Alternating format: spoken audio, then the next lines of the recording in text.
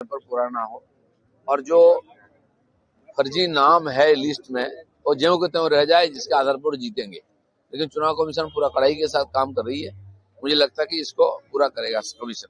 राज्य में 4 ऑफिसर के अगेंस्ट एक्शन लिया जाएगा। मुख्य सचिव को भारतीय इलेक्शन कमीशन को 17 फरवरी का अंदर रिपोर्ट देना होगा कमीशन को। 4 ने ऐसे बहुत ऑफिसर जो इस सिस्टम को कॉम्प्लिकेटेड किया है, 1.5 करोड़ लोगों को नोटिस भेजा है, ये यहाँ के कर्मचारी लोग जानबूझकर किया है कि लोगों को पाजल करने के लिए।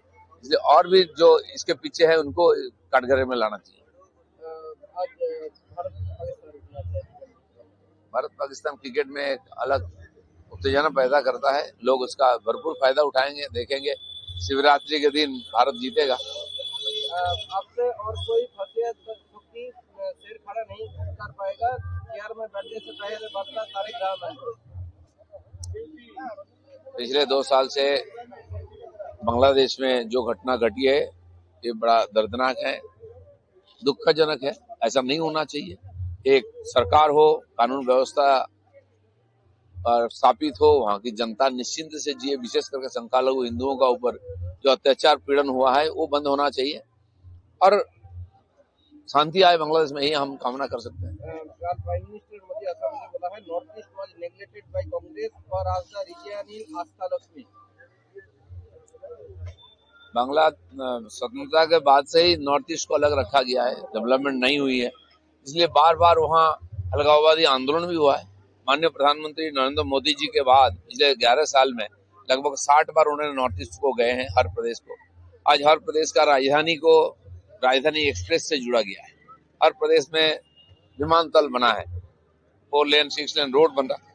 तो मुझे लगता है कि प्रधानमंत्री को फिर एक बार जाना वहाँ के लोगों का मनोबल बढ़ाएगा और देश की सरकार और व्यवस्था पर आस्था बढ़ाएगा।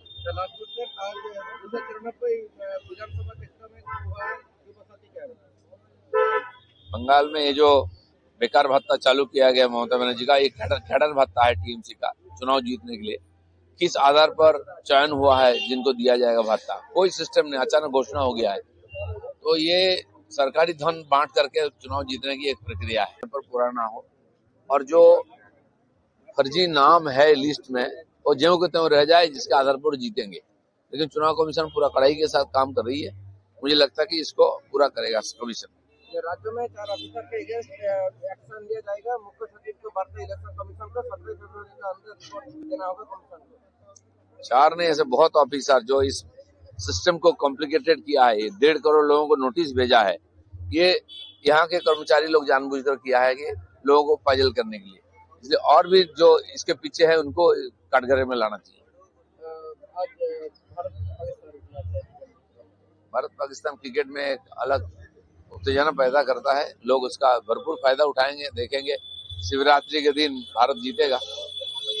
आपसे और कोई शेर खड़ा नहीं कर पाएगा। केआर में बैठने से पहले बदला तारिक रहमान। पिछले 2 साल से बांग्लादेश में जो घटना घटी है ये बड़ा दर्दनाक है, दुखजनक है। ऐसा नहीं होना चाहिए।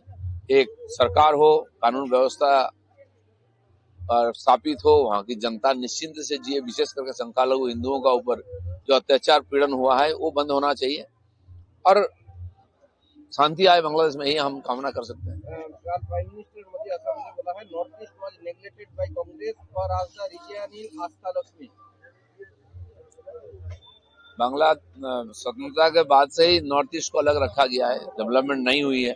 इसलिए बार बार वहाँ अलगाववादी आंदोलन भी हुआ है। माननीय प्रधानमंत्री नरेंद्र मोदी जी के बाद पिछले 11 साल में लगभग 60 बार उन्होंने नॉर्थ ईस्ट को गए हैं, हर प्रदेश को। आज हर प्रदेश का राजधानी एक्सप्रेस से जुड़ा गया है। हर प्रदेश में विमानतल बना है, 4 लेन 6 लेन रोड बन रहा है। तो मुझे लगता है कि प्रधानमंत्री को फिर एक बार जाना वहाँ के लोगों का मनोबल बढ़ाएगा और देश की सरकार और व्यवस्था पर आस्था बढ़ाएगा।